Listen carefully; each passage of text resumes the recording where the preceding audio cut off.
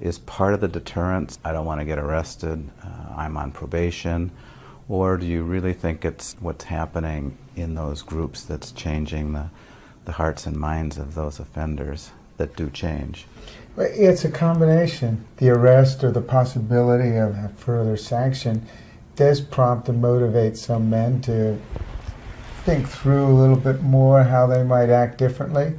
Some of those men may actually make a shift and change in attitudes and thoughts. And other men, according to our outcome interviews, which includes asking the men, well, have you avoided violence over the last 3 months? You know, what have you done instead? What's helped you?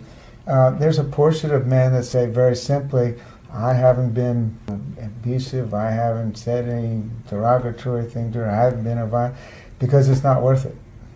It's just in their own self-interest that they know that the hassle, as they say, of having to go to a group, of being in the court, of possible further arrest, is enough to make them stop and change in a positive way, make things at least a little better for the partner.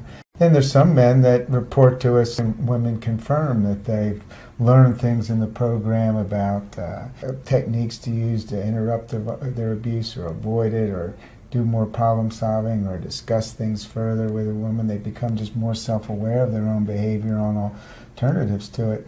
And they attribute that almost entirely to the program. But I think the encouraging thing is to that people change in very, variable and complex ways, and that I think the programs in general, along with this reinforcement from the courts, are helping the majority of men, according to our outcomes, eventually stop their abuse.